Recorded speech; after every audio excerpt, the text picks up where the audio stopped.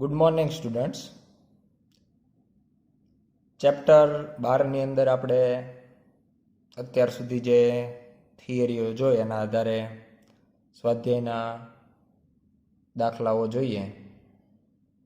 એક, દરેક વિધાનને અંતે આપેલ શબ્દ અથવા શબ્દ સમૂહમાંથી સાચો વિકલ્પ પસંદ કરો. એ, થોમ્સનના મોડેલમાં પરમાણુનું પરિમાણ રધરફર્ડના મોડેલમાં પરમાણુના પરિમાણ ખાલી જગ્યા છે. અહીંયા આપણને 3 ઓપ્શન આપ્યા છે: કરતાં ઘણું મોટું, થી જુદું નથી, કરતાં ઘણું નાનું. આના માટે આપણે એવું કહી શકાય કે જ્યારે આપણે વાત કરતા હોય પરમાણુની, ત્યારે થોમ્સન અને રધરફર્ડ બંનેના પરમાણુ મોડેલમાં પરમાણુનું જે પરિમાણ મળ્યું છે એ 10⁻⁻10 મીટરના ક્રમનું મળ્યું છે. બંનેમાં સરખું છે, એટલે એનો જે જવાબ છે એ થી જુદું નથી એ આવશે, જે વચ્ચેનો શબ્દ સમૂહ છે એવું કહી શકાય. બી, ખાલી જગ્યાની ધરા અવસ્થામાં ઇલેક્ટ્રોન સ્થાયી સંતુલનમાં છે, જ્યારે ખાલી જગ્યામાં ઇલેક્ટ્રોન હંમેશા ચોખ્ખું બળ અનુભવે છે. અહીંયા બંને મોડેલની વાત કરીએ તો થોમ્સનનું જે મોડેલ છે એમાં ઇલેક્ટ્રોન પહેલેથી સ્થિર હતા, એટલે સ્થાયી સંતુલનમાં હતા. જ્યારે રધરફર્ડના મોડેલની અંદર ઇલેક્ટ્રોન જે છે એ ન્યુક્લિયસની ફરતે ભ્રમણ કરતા હોય અને ધીમે ધીમે એ ન્યુક્લિયસ પર આવી જાય, એટલે કે એ કંઈક ચોખ્ખું બળ અનુભવે છે. એટલે પહેલી જે ખાલી જગ્યા છે એમાં થોમ્સન મોડેલ આવશે, જ્યારે બીજી જે ખાલી જગ્યા છે એમાં રધરફર્ડનું મોડેલ આવશે. સી, ખાલી જગ્યા પર આધારિત પ્રચલિત પરમાણુનું ભાગ્ય જ પડી ભાંગવાનું છે. અહીંયા જો આપણે શબ્દો પર ધ્યાન આપીએ તો બંને મોડેલ થોમ્સન મોડેલ અને રધરફર્ડ મોડેલ એવા ઓપ્શન આપ્યા છે. પણ પ્રચલિત પરમાણુનું ભાગ્ય જ પડી ભાંગવાનું છે, એટલે કે ભવિષ્યમાં એ તૂટી જશે. અને આવું આપણે એવું કહી શકાય કે શરૂઆતમાં એ બરાબર હોય અને પછી ભાંગી પડવાનું હોય. તો આવું રધરફર્ડના મોડેલમાં થાય. શરૂઆતમાં ઇલેક્ટ્રોન ભ્રમણ કરતો હોય, પણ ધીમે ધીમે એ ન્યુક્લિયસ પર આવે ત્યારે એ પડી ભાંગશે, બંને વચ્ચે અથડામણ થવાના કારણે. એટલે જવાબ આવશે રધરફર્ડનું મોડેલ. ડી, ખાલી જગ્યામાં પરમાણુ લગભગ સતત દળ વિતરણ ધરાવે છે, પરંતુ ખાલી જગ્યામાં પરમાણુ ખૂબ જ અસતત દળ વિતરણ ધરાવે છે.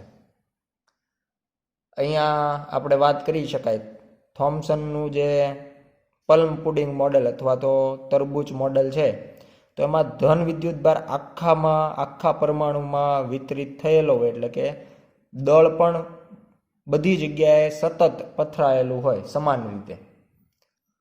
પરંતુ જ્યારે રધરફર્ડના મોડેલની વાત કરીએ તો રધરફર્ડના મોડેલની અંદર બધું જ દળ કેન્દ્રમાં હોય અને આજુબાજુનો બધો વિસ્તાર છે એ સંપૂર્ણ ખાલી છે એવું કહી શકાય. એટલે એ અસતત વિતરણ કહેવાય. કોઈ એક જગ્યાએ બધું દળ અને બાકી બધો ભાગ ખાલી, એટલે એ અસતત કહેવાય. એટલે સતત દળ વિતરણમાં થોમ્સનનું મોડેલ અને અસતતમાં આવશે રધરફર્ડનું મોડેલ. ઈ, ખાલી જગ્યામાં પરમાણુનો ધન વિદ્યુત ભારિત વિભાગ લગભગ બધું દળ ધરાવે છે.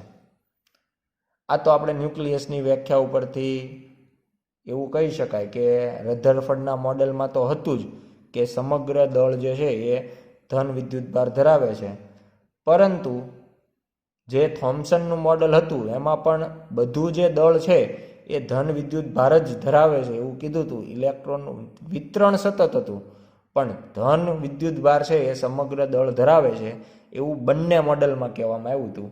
એટલે આનો જવાબ આવશે બંને મોડેલ. ત્યારબાદ જોઈએ 2, ધારો કે તમને આલ્ફા કણ પ્રકીર્ણનનો પ્રયોગ સુવર્ણના વરખના સ્થાને ઘન હાઇડ્રોજન વાપરીને કરવાની તક આપવામાં આવે છે. હાઇડ્રોજન 14 કેલ્વિનથી નીચા તાપમાને ઘન હોય છે. તમે કેવા પરિણામોની અપેક્ષા રાખશો? અહીંયા આપણે એવું કહી શકાય કે આપણને જો સુવર્ણની જગ્યાએ હાઇડ્રોજન વાપરવાનું કહેવામાં આવે તો સુવર્ણ માટે અથવા તો સુવર્ણ જે છે, સોનું જે છે એ આલ્ફા કણ કરતા લગભગ 50 ગણા ભારે હતા અને એના કારણે હલકો હોવાને કારણે આલ્ફા કણનું પ્રકીર્ણન થતું હતું. બળની અસર જે છે આલ્ફા કણને થતી હતી કારણ કે એ હલકા હતા. સુવર્ણ સોનાનું જે ન્યુક્લિયસ છે એ ભારે હતું, લગભગ 50 ગણું. પણ હવે જો વાત કરીએ સુવર્ણની જગ્યાએ હાઇડ્રોજન, તો હાઇડ્રોજનનો પરમાણુ ક્રમાંક આપણે જાણીએ છીએ 1 છે. આલ્ફા કણ કરતા એ ભારે તો નહીં હોય પણ હલકા હશે અને લગભગ અડધા.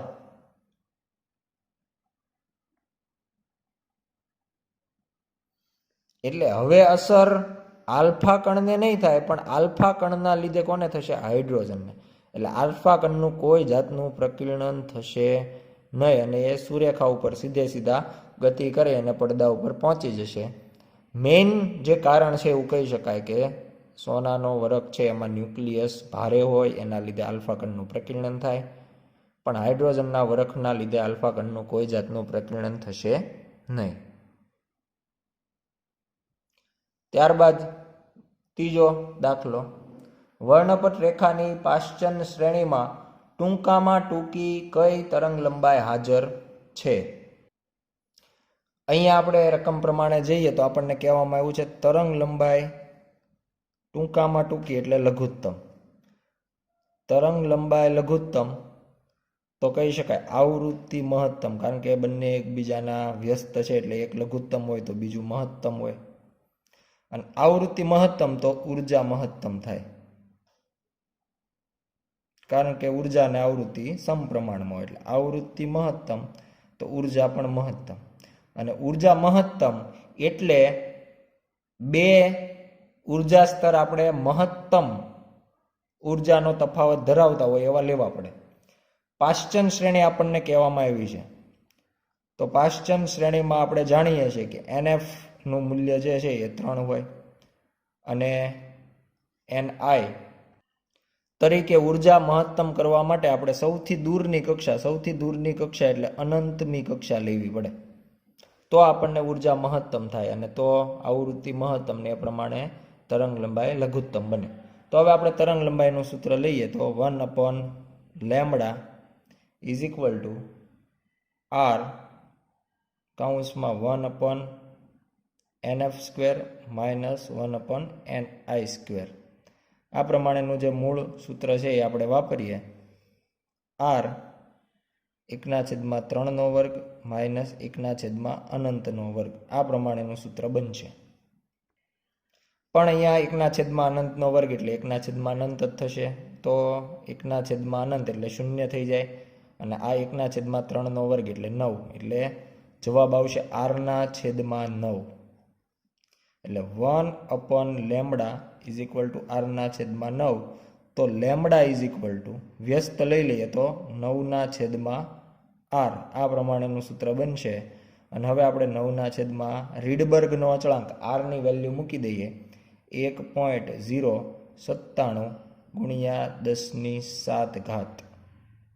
અને હવે ભાગાકાર કરીએ તો આપણને તરંગ લંબાઈ મળશે 8.204 ગુણ્યા 10⁻⁷ મીટર.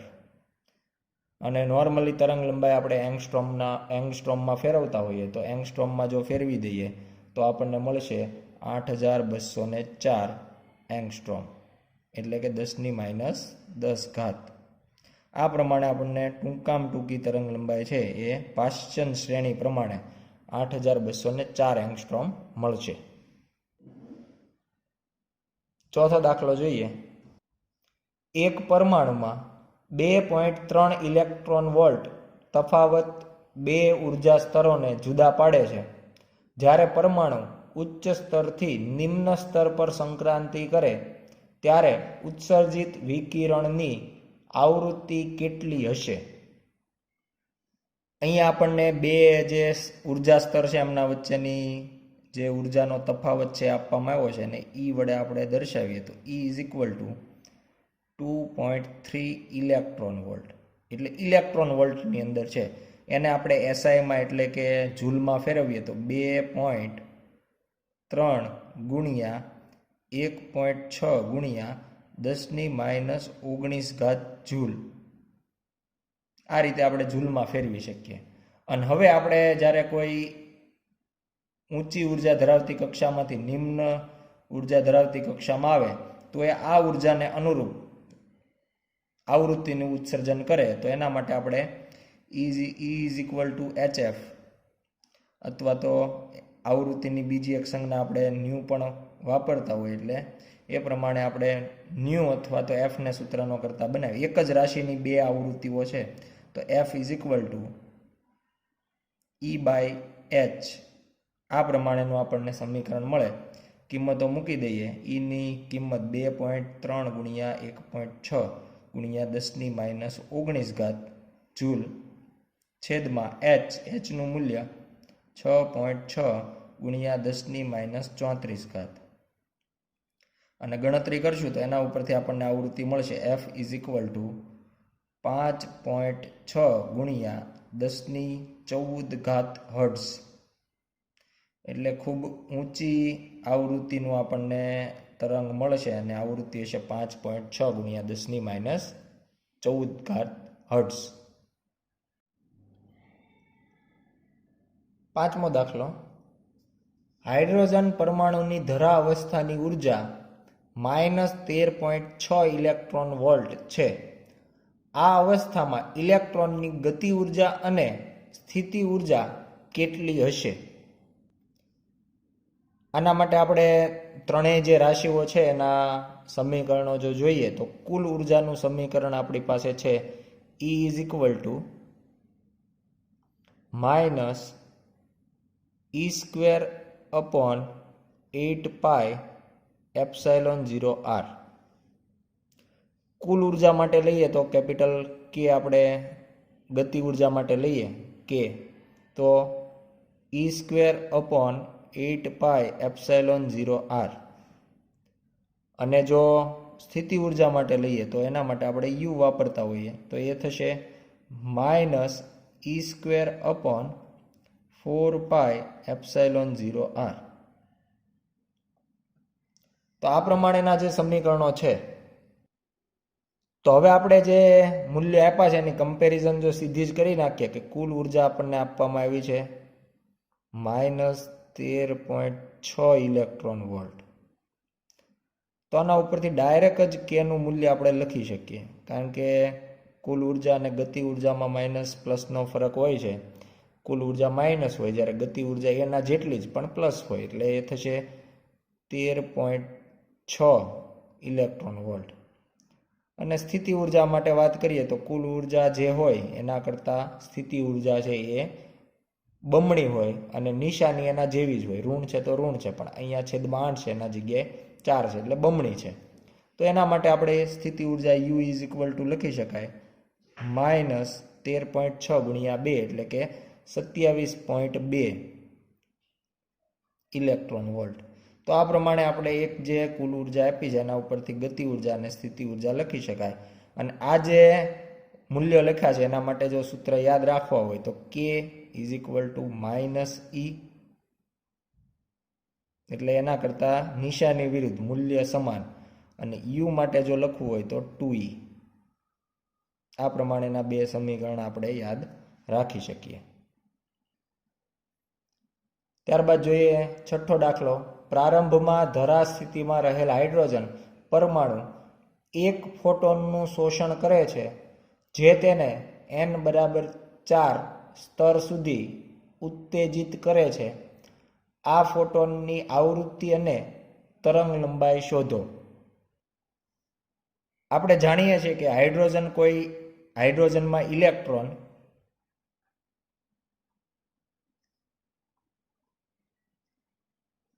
nમી કક્ષામાં હોય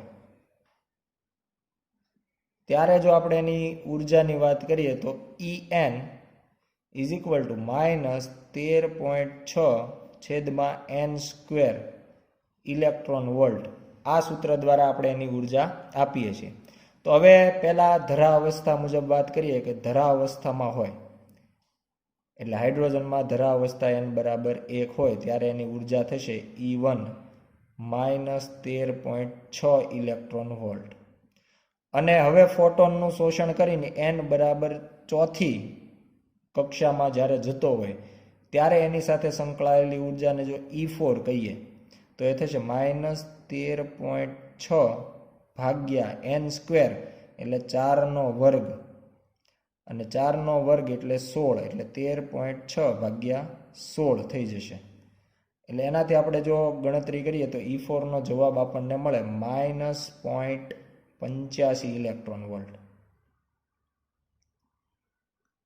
એટલે ચોથી કક્ષામાં જ્યારે જાય તેની ઉર્જા આટલી જશે, પહેલી કક્ષામાં જ્યારે હતો ત્યારે એની ઉર્જા આટલી હશે. આ જે ઉર્જાનો તફાવત છે એ કોના દ્વારા પૂરો પાડવામાં આવ્યો? તો કે ફોટોનનું જે શોષણ થયું એના દ્વારા. ફોટોન એના ઉપર આપાત કર્યો તો એ ફોટોનની ઉર્જા આ બંનેના તફાવત જેટલી હોય, કારણ કે ફોટોનની ઉર્જાનું શોષણ કરીને ચોથી કક્ષામાં પહોંચી ગયો, એને ઉર્જા મળે એટલે એ ચોથી કક્ષામાં જાય. તો એના દ્વારા આપણે ડેલ્ટા E મેળવી શકાય, ફોટોનની ઉર્જા.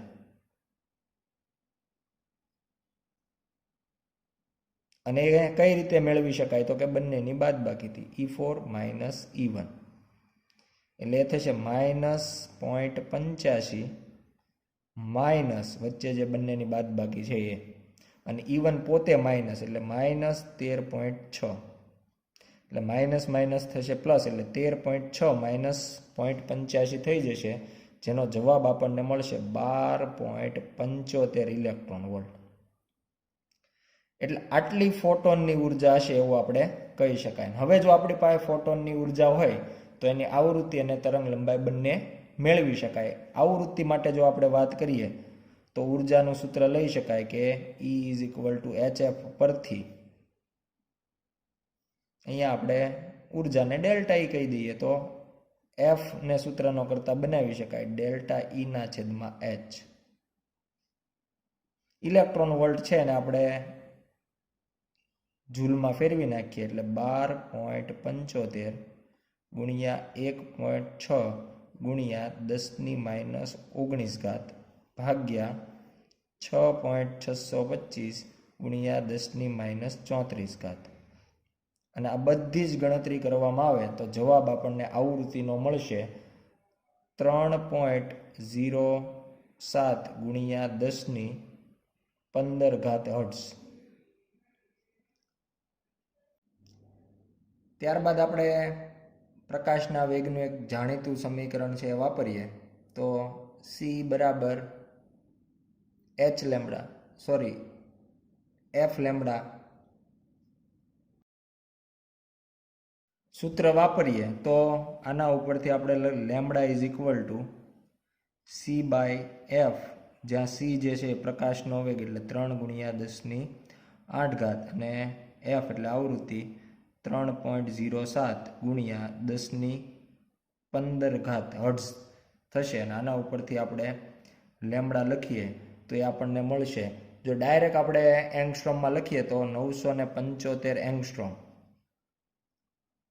તરંગ લંબાઈ આપણે મોસ્ટ ઓફ એંગસ્ટ્રોમમાં લખતા હોય એટલે ડાયરેક્ટ આપણે અહીંયા એંગસ્ટ્રોમમાં લીધેલ છે. જો આ પ્રમાણે ગણતરી કરીએ અને ઘાતમાં જો આપણે લખવી હોય તો લખી શકાય 0.975 ગુણ્યા 10⁻⁷ મીટર, અને એને આપણે પછી છેલ્લે એંગસ્ટ્રોમમાં ફેરવી શકીએ. દાખલા નંબર 7 એ બોહર મોડેલનો ઉપયોગ કરીને n બરાબર 1, 2 અને 3 સ્તરોમાં હાઇડ્રોજન પરમાણુમાંના ઇલેક્ટ્રોનની ઝડપની ગણતરી કરો. બી આ દરેક સ્તર માટે કક્ષીય આવર્તકાળ શોધો. પ્રથમ આપણે એની વાત કરીએ તો એ માટે આપણને દરેક કક્ષાની અંદર એની ઝડપ કેટલી હોય એવું પૂછવામાં આવ્યું છે. તો એના માટે આપણે અધિતર્ક નંબર 2નો ઉપયોગ કરીએ કે L is equal two NH/2π, એટલે કોઈ પણ nમી કક્ષામાં ઇલેક્ટ્રોન હશે ત્યારે એનું કોણીય વેગમાન આપણે આ સમીકરણ મુજબ આપી શકાય, અને કોઈ પણ કક્ષામાં nમી કક્ષામાં હોય તો ત્યાં એનું કોણીય વેગમાન m vn rn આ મુજબ સમીકરણ આપણે લખી શકાય. આ જે સમીકરણ છે એના માટે હવે ઇલેક્ટ્રોન જ્યારે કોઈ nમી કક્ષામાં ભ્રમણ કરતો હોય ત્યારે એની ગતિ વર્તુળાકાર થાય, અને વર્તુળાકાર ગતિ માટે આપણે જરૂરી બળ છે એ કહી શકાય કે કેન્દ્રગામી અથવા ત્રિજ્યાવર્તી બળ છે એ કુલંબીય બળ પૂરું પાડશે. અને એના માટે જો સમીકરણ લખીએ તો કેન્દ્રગામી બળ છે એ mv²/r હોય, અને કુલંબ બળ છે તો ke²/r². આ પ્રમાણેનું સમીકરણ આપણે લખી શકાય. આના ઉપરથી આપણે એવું સ્પષ્ટ કહી શકીએ કે એક આર જે છે એ કેન્સલ થઈ જાય અને ke² ને જો સૂત્રનો કરતા બનાવે છેદમાં રહેલો આર સામે ગુણાકારમાં જશે એટલે mv²/r બનશે. અને આને આપણે જો ફરી વખત લખવું હોય તો લખી શકાય mvr × v. v² જે છે એને આપણે જુદો પાડી દીધો, અને અહીંયા mvr એટલે કે કોઈ nમી કક્ષાની વાત કરતા હોય તો nમી કક્ષામાં રહેલ ઇલેક્ટ્રોનનું કોણીય વેગમાન એટલે ke² = ln vn. કોઈ nમી કક્ષા છે તો અહીંયા લાગશે ke² તો કોઈ પણ કક્ષા માટે સમાન જ હોવાનું. તો આના ઉપરથી જો vn ને સૂત્રનો કરતા બનાવીએ તો vn = ke²/ln, અને ln તરીકે આપણે લખી શકાય nh/2π એટલે ke²/nh છેદનો છેદ ફરીથી અંશમાં જાય એટલે 2π. તો આ પ્રમાણેનું આપણે સમીકરણ છે કોઈ nમી કક્ષાના ઇલેક્ટ્રોનના ઝડપ માટે દર્શાવી શકાય. હવે જો પહેલી કક્ષા માટે વાત કરીએ n બરાબર પહેલી કક્ષામાં ઇલેક્ટ્રોનની ઝડપ, તો એના માટે બધી કિંમતો મૂકી દઈએ અને નામ આપીએ v1. કેનું મૂલ્ય 9 × 10⁹, ઈનું મૂલ્ય 1.6 × 10⁻19², 2π એટલે 2 × 3.14. n બરાબર આપણે 1 લેવાનું છે એટલે 1, અને h બરાબર 6.625 × 10⁻34. બધી કિંમતોથી આપણને એનો પહેલી કક્ષામાંની ઝડપ વેગ મળશે, જેનું મૂલ્ય મળે છે લગભગ 2.186 × 10⁶ મીટર/સેકન્ડ. તો આ પ્રમાણે આપણે પહેલી કક્ષામાં ઝડપ મેળવી શકાય.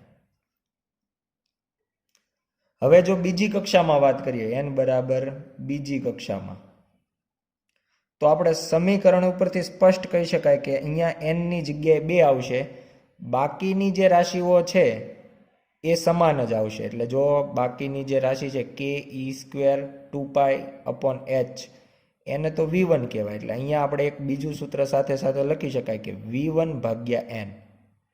એટલે કોઈ પણ કક્ષામાં જોતું હોય તો પહેલી કક્ષાનો જે વેગ મળે એને ભાગ્યા n કરવાથી મળી જશે. એટલે v2 જો મેળવવું હોય તો v1/2 કરવાના થશે, અને ભાગ્યા 2 કરીએ તો જવાબ આપણને મળશે 1.093 × 10⁶ મીટર/સેકન્ડ. અને જો n બરાબર ત્રીજી કક્ષાની વાત કરીએ તો એને v3 કહીએ તો v1/3, એટલે v1 નો જે જવાબ છે એને ભાગ્યા 3 કરવાના, એનાથી જવાબ મળશે 0.729 × 10⁶ મીટર પર. એટલે માત્ર એક જ સમીકરણ આપણા માટે મહત્વનું હતું કે કોઈ nમી કક્ષામાં ઝડપનું સૂત્ર કેવું આવશે, ને માત્ર n ની વેલ્યુ બદલતા જાય એટલે સરળતાથી જવાબો મળતા જશે. હવે જો આપણે આવર્તકાળની વાત કરીએ તો કોઈ nમી કક્ષામાં જે ઇલેક્ટ્રોન છે એના આવર્તકાળ વિશે આપણે જો લખવું હોય તો એની ઝડપના સમીકરણ પરથી જ લખી શકાય કે vn = 2πrn/Tn. ઝડપ બરાબર અંતરના છેદમાં સમય. એક રાઉન્ડ ફરવા માટે અંતર કાપવું પડશે પરિઘ જેટલું 2πr, અને લાગતો સમય અને આવર્તકાળ કહેવાય TN. તો આના ઉપરથી આપણે TN બરાબર 2π/RN છેદમાં VN એવું લખી શકાય. હવે અહીંયા જે R અને V આવે છે એના માટેના જે સમીકરણો જોઈએ, તો R માટેનું મૂળ સમીકરણ આપણી પાસે જે છે એ લખી દઈએ. એટલે 2π R માટે આપણે મૂળ સમીકરણ જોઈએ તો n² h² ε0 upon પાઈ m e⁻².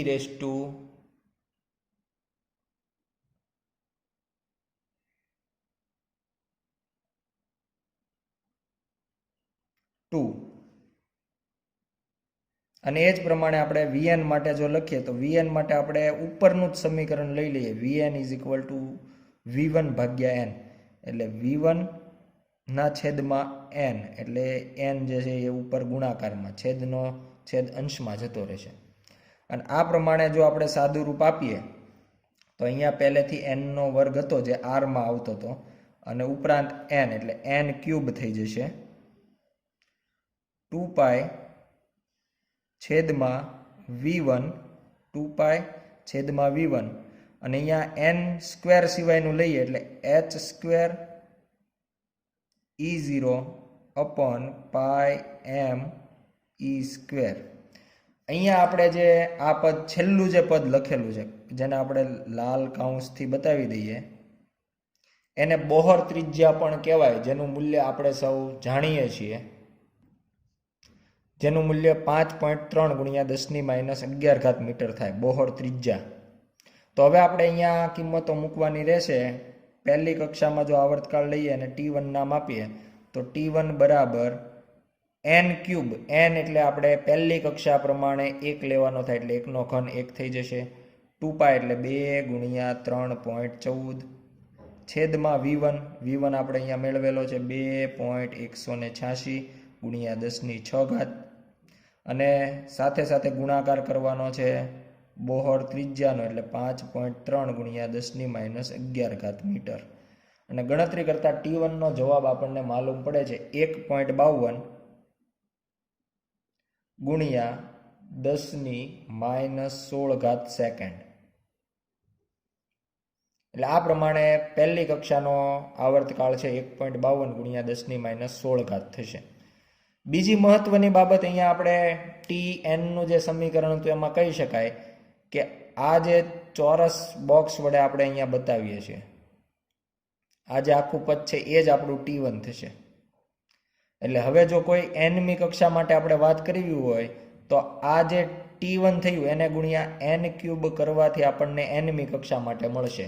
એટલે હવે માત્ર જો T2 મેળવવું હોય બીજી કક્ષા માટે તો આપણે n ના જગ્યાએ 2 લઈ લઈએ, એટલે 2 નો ઘન 8 ગુણ્યા આ જે બોક્સ છે એની વેલ્યુ T1 જેટલી હોય, એટલે 1.52 × 10⁻16 સેકન્ડ.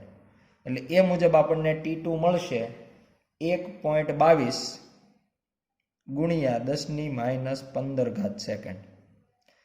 આ જ પ્રમાણે T3 માટે જો મેળવીએ T3 તો T3 થશે 3 નો વર્ગ એટલે 27 ગુણ્યા 1.52 × 10⁻16. એટલે એનો જવાબ આપણને મળશે 4.10 × 10⁻15 સેકન્ડ. આ પ્રમાણે કોઈ n નો ક્રમ બીજો લઈ અને એના માટે તમે મેળવી શકો. ત્યારબાદ જોઈએ 8મો દાખલો. હાઇડ્રોજન પરમાણુની સૌથી અંદરની ઇલેક્ટ્રોન કક્ષાની ત્રિજ્યા 5.3 × 10⁻11 મીટર છે. n બરાબર 2 અને n બરાબર 3 કક્ષાઓની ત્રિજ્યાઓ કેટલી હશે? અહીંયા આપણે એવું કહી શકાય કે આરની પહેલી કક્ષાની જે ત્રિજ્યા આપણને આપવામાં આવી છે એ જ બોહર ત્રિજ્યા કહેવાય. A0 વડે પણ આપણે દર્શાવતા હોઈએ, એ પહેલી કક્ષાની ત્રિજ્યા છે. જ્યારે આપણે કોઈ nમી કક્ષામાં ઇલેક્ટ્રોન હોય અને એનું સમીકરણ લખીએ તો એ સમીકરણ આપણે લખતા હોય Rn = n²h²ε0 upon πm e². અને આ જે સમીકરણ આપણે અહીંયા લખ્યું છે એના ઉપરથી જો n ને બાકી રાખીએ અને બાકીની બધી રાશિઓની જો આપણે કિંમત મૂકીએ તો n સ્ક્વેર h² એપ્સાઇલોન 0 ના બધી કિંમત મૂકીએ તો એને આપણે a0 વડે દર્શાવીએ છીએ, જેને આપણે બોહર ત્રિજ્યા કહીએ છીએ, અને એનું મૂલ્ય જે છે એ 5.3 ગુણ્યા 10⁻11 મીટર હોય છે. હવે જો આપણે પહેલી કક્ષાની વાત કરીએ તો R1 લઈએ તો અહીંયા n બરાબર આપણે 1 મૂકશું અને a બરાબર 5.3 ગુણ્યા 10⁻11 મીટર, એટલે જવાબ આપણને એનો એ જ મળશે પહેલી કક્ષામાં.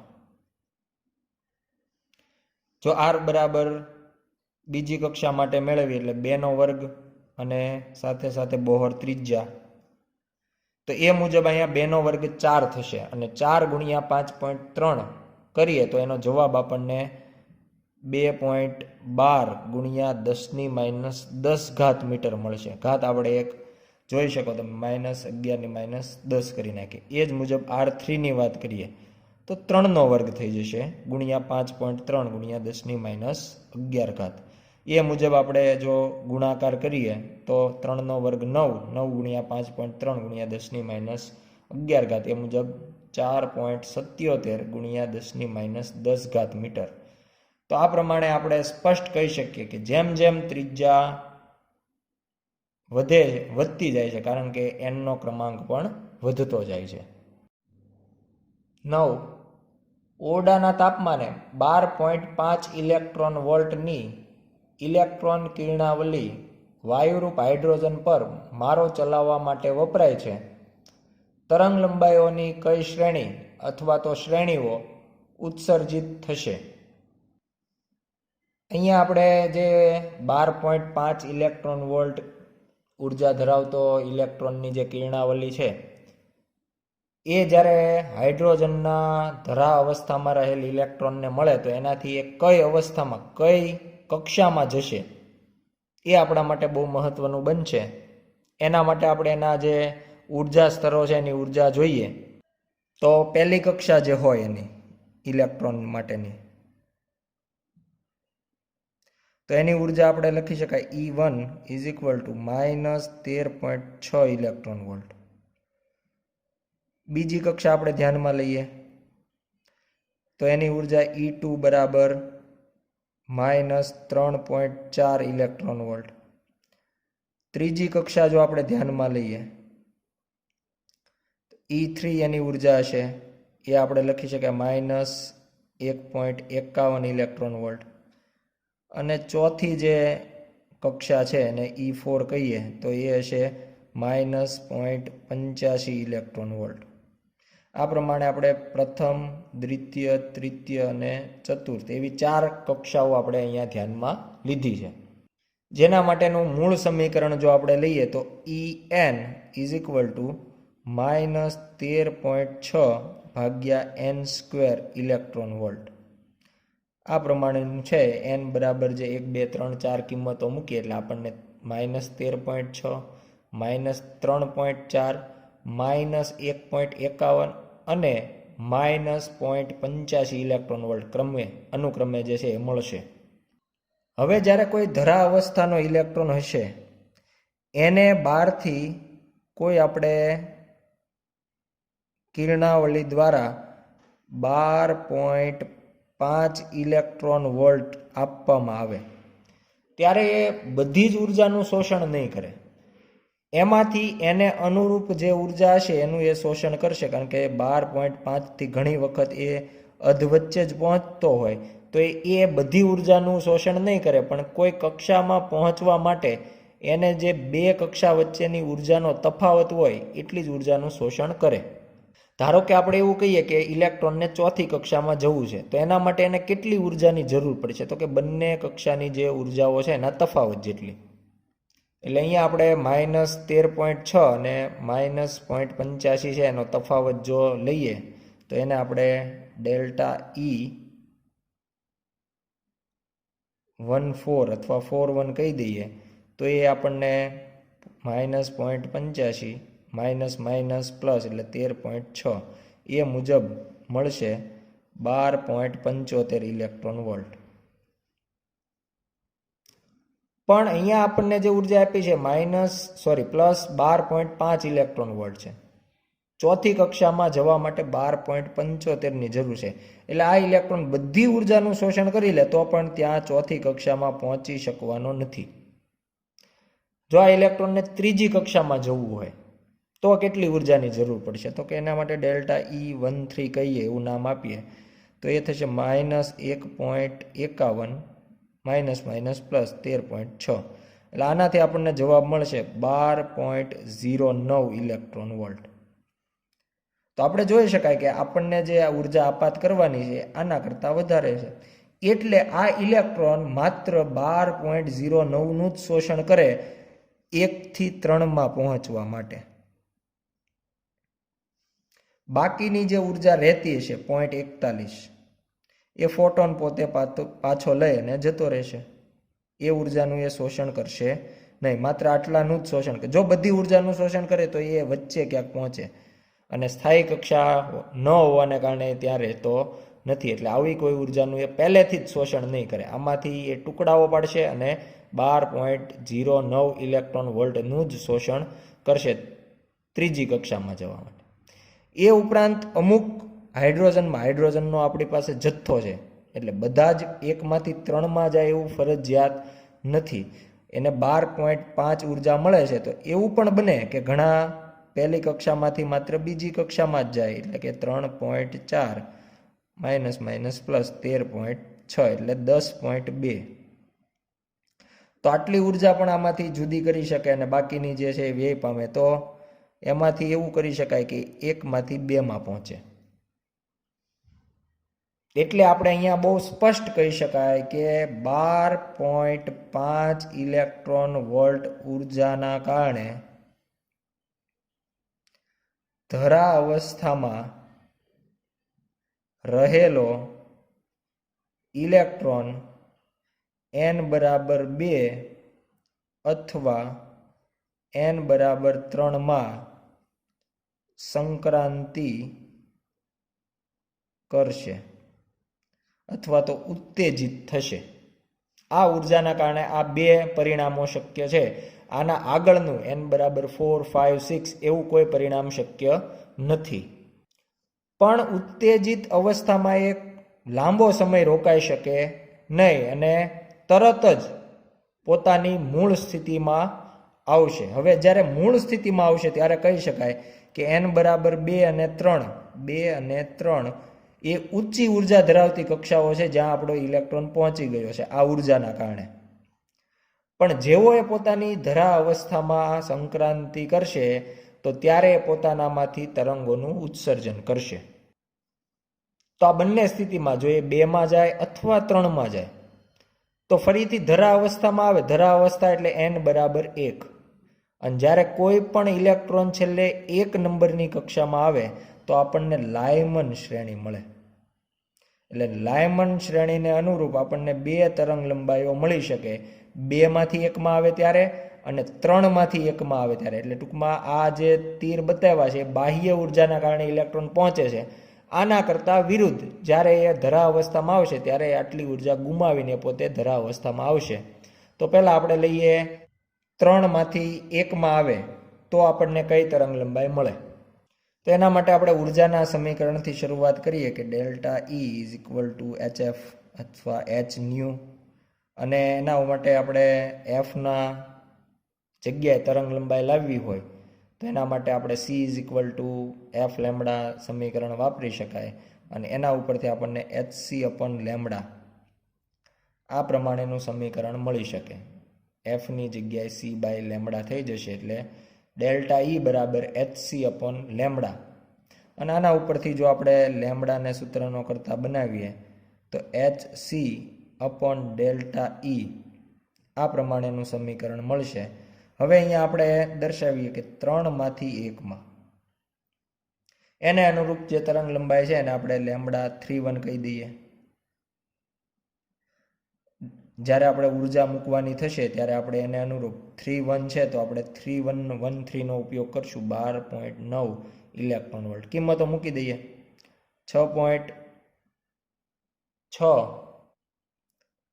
ગુણ્યા 10⁻34 ગુણ્યા 3 ગુણ્યા 10⁸ છેદમાં ડેલ્ટા E 1331 ને અનુરૂપ 12.9, પણ 12.09 જે છે ઇલેક્ટ્રોન વોલ્ટમાં છે. જ્યારે આપણે અહીંયા એસઆઈ મુજબ જૂલમાં લખવું પડે એટલે એને આપણે જૂલમાં કન્વર્ટ કરી દઈએ.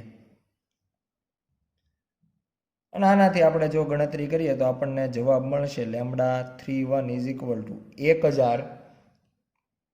1024 એંગસ્ટ્રોમ. ડાયરેક્ટ આપણે એંગસ્ટ્રોમની અંદર જ જવાબ લખેલ છે. એ જ પ્રમાણે 2-1ની વાત કરીએ કે જ્યારે ઇલેક્ટ્રોન 2 નંબરની કક્ષામાંથી 1 નંબરમાં આવે ત્યારે λ21 મળશે. એમાં પણ સેમ ગણતરી છે, બધી જ કિંમતો એની એ જ છે. માત્ર ઉર્જા માટે જ્યારે આપણે વાત કરવાની હોય ત્યારે ઉર્જા 1-2 અથવા 2-1ને અનુરૂપ એટલે કે આપણે 10.2નો ઉપયોગ કરવો પડે.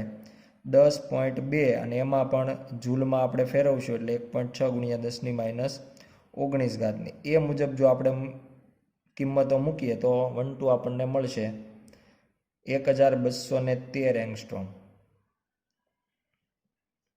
તો આવી 2 તરંગ લંબાઈઓ આપણે સ્પષ્ટ કહી શકીએ. જે આપણે ડાયાગ્રામમાં પણ જોઈ શકાય કે 3માંથી ડાયરેક્ટ 1માં આવે અને 2માંથી 1માં આવે. તો આ 2 તરંગ લંબાઈઓ મળશે અને એ જે શ્રેણી છે એ લાયમન શ્રેણી થશે. પરંતુ ઘણી વખત એવું બને કે 3 નંબરની કક્ષામાં જે ઇલેક્ટ્રોન ગયો છે ધરાવસ્થામાંથી એ ડાયરેક્ટ 1માં આવવાના બદલે પ્રથમ એ 2માં સંક્રાંતિ કરે અને 2માં આવ્યા બાદ ત્યારબાદ એ 1માં આવે.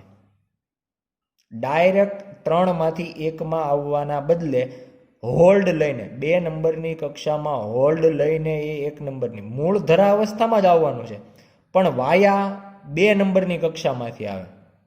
તો ત્યારે આપણને 3માંથી જ્યારે 2માં આવશે ત્યારે કહી શકાય કે જો 2માં આવે તો આપણને 2 નંબરની મુજબ બામર શ્રેણીને અનુરૂપ એક તરંગ લંબાઈ મળી શકે. 2માંથી 1માં આવશે ત્યારે તો આપણે આ જોઈ જ લીધું. જે 2માંથી ડાયરેક્ટ 1માં આવે અથવા વાયા 2માંથી 1માં આવે ત્યારે તો આપણને આ જ તરંગ લંબાઈ મળશે. પરંતુ એક એક્સ્ટ્રા તરંગ લંબાઈ જ્યારે 3માંથી 2માં આવે ત્યારે પણ આપણને મળી શકે અને એ બામર શ્રેણીની તરંગ લંબાઈ છે. એટલે અહીંયા આપણે બામર શ્રેણી એવું નામ આપી દઈએ અને એના માટે સેમ સમીકરણ વાપરીશું. λ32 એવું નામ આપી દઈએ. 6.6 ગુણ્યા 10⁻34 ગુણ્યા 3 ગુણ્યા 10⁸. પણ હવે આપણે અહીંયા જે જરૂર પડશે ડેલ્ટા E, તો આપણે 3 અને 2 આ બંને વચ્ચેનો જે તફાવત છે એની અહીંયા આપણે જરૂર પડશે. એટલે બંનેની અહીંયા બાદબાકી કરવી પડશે. એટલે બાદબાકી કરીએ 1-1.51 +3.4 એટલે 3.4 -1.51 એટલે એ આપણને અહીંયા મળશે. બંને વચ્ચેનો જે તફાવત છે ડેલ્ટા E 23 અથવા 32 કહીએ તો એ મળશે 1.89 ઇલેક્ટ્રોન વોલ્ટ. તો એ અહીંયા મૂકવાની થશે. 1.89 ઇલેક્ટ્રોન વોલ્ટને જૂલમાં ફેરવીએ એટલે 1.6 ગુણ્યા 10⁻19 અને એનાથી આપણને તરંગ લંબાઈ મળશે 6547 એંગસ્ટ્રોમ. મોસ્ટ ઓફ અમુક એચની વેલ્યુ આપણે અલગ લઈએ એ પ્રમાણે અલગ અલગ હોઈ શકે. ખરેખર બામર શ્રેણીની જે આ પ્રથમ તરંગ લંબાઈ કહેવાય 6563 એંગસ્ટ્રોમ પણ આવી શકે, જે પ્રમાણે એચની વેલ્યુમાં થોડો આપણે નાનો મોટો ફેરફાર લેતા હોય એને અનુરૂપ. એટલે ટોટલ આપણે એવું કહી શકાય કે આ જે ઉર્જા આપી છે 12.5 એને અનુરૂપ ઇલેક્ટ્રોન 1માંથી 2માં અથવા 1માંથી 3માં જાય અને જ્યારે રિટર્ન આવે ત્યારે 3માંથી ડાયરેક્ટ 1માં આવી શકે, 2માંથી 1માં આવી શકે અને 3માંથી 2માં આવીને 1માં આવે. તો એ પ્રમાણે આપણને જુદી જુદી 3 તરંગ લંબાઈઓ છે એ મળી શકે. સ્વાધ્યાયનો 10મો દાખલો. બોહર મોડેલ અનુસાર સૂર્યની આસપાસ 3 ગુણ્યા 10⁴ મીટર પર સેકન્ડની ઝડપથી 1.5 ગુણ્યા 10⁻11 મીટરની ત્રિજ્યા ધરાવતી કક્ષામાંના પૃથ્વીના ભ્રમણને રજૂ કરતો ક્વોન્ટમ અંક શોધો. પૃથ્વીનું દળ 6 × 10⁻24 kg છે. અહીંયા આપણે જે મુખ્ય ક્વોન્ટમ અંક મેળવવાનો છે તો એના અંદર આપણે બોહરનો જે અધિતર્ક 2 છે એનો ઉપયોગ કરીએ કે કોણીય વેગમાન છે એ h/2πના પૂર્ણ ગુણાંકમાં જ હોવું જોઈએ. તો L = NH/2π લખી શકાય અને Lની જે મૂળ વ્યાખ્યા છે એ મુજબ L = mv/r બનશે. તો આના ઉપરથી જો આપણે n ને સૂત્રનો કરતા બનાવીએ તો n =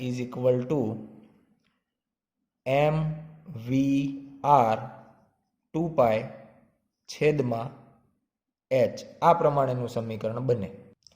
અને હવે અહીંયા આપેલ જે રાશિઓ છે જો આ સમીકરણની અંદર મૂકી દેવામાં આવે એમ એટલે અહીંયા પૃથ્વી માટે લાગુ પાડીએ છીએ તો પૃથ્વીનું દળ 6 × 10⁻²4.